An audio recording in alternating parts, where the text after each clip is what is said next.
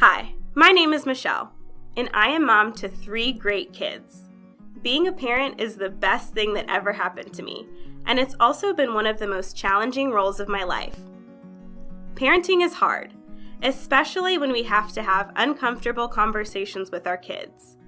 But we do it because they need certain information to stay safe.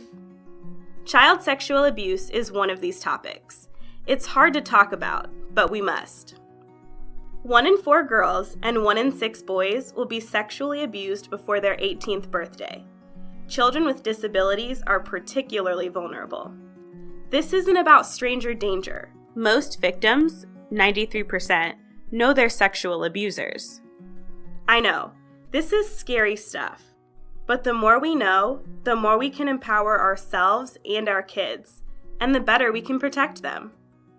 This video, Part 1 in a 2-part series, has information for you about talking to your child about sexual abuse. Part 2 will guide you through this important conversation with your child. Don't worry, I'll be here with you every step of the way. Notice that in this video, we use the real names for children's body parts. This is important to us, and important for you to do as well. Your child may not be able to tell you what really happened if they don't have the words they need to describe it, or are afraid using those words will make you unhappy with them. So later, when you talk with your child directly, don't shy away from using real body words such as penis or vagina. First, let's start with what you need to know. The first thing you need to do is pay attention to your instincts. If something feels off about the way another adult is acting around your child, notice the way you feel. Then, look for the warning signs that your child is being groomed for sexual abuse. Grooming is a process by which a sexual abuser gradually draws a child into a sexual relationship and keeps the relationship a secret. Part of grooming can be filling roles in your family that get you to let down your guard, such as becoming a babysitter or friend of the family.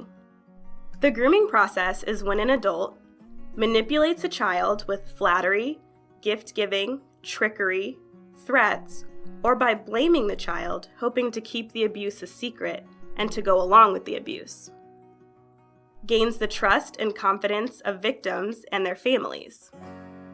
Gives the child expensive or excessive gifts, or compliments, or spends a large amount of time with the child. Introduces the child to sexual touching.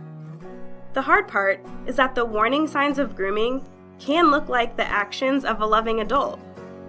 Know who your child spends time with and watch for the warning signs of grooming. If your child has a disability, they may be at even more risk. Children with disabilities are often taught compliance, to obey rules. Because they often need more help, such as with using the toilet and hygiene, they are also used to having less privacy. They may also be less able to tell you what is happening, especially if they are nonverbal.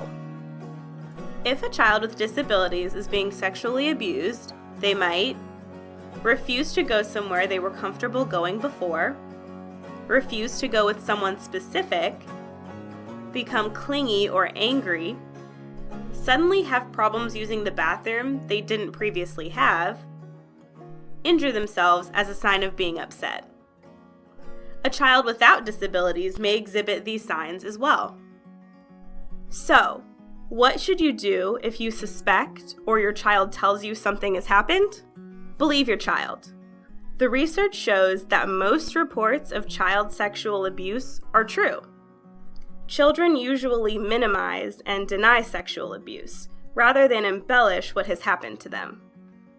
Listen and encourage your child to share with you what has happened, but do not interrogate your child by asking them lots of questions. Thank your child for being brave and telling you about the abuse. Take action. Immediately report the abuse to your local authorities. Call the Missouri Child Abuse Neglect Hotline at 1-800-392-3738. Okay, now it's time to talk to your child. Don't panic. I told you I'd be here with you. Get part 2 ready and go get your child. If you have more than one child, I recommend recommend you speak to each of them individually.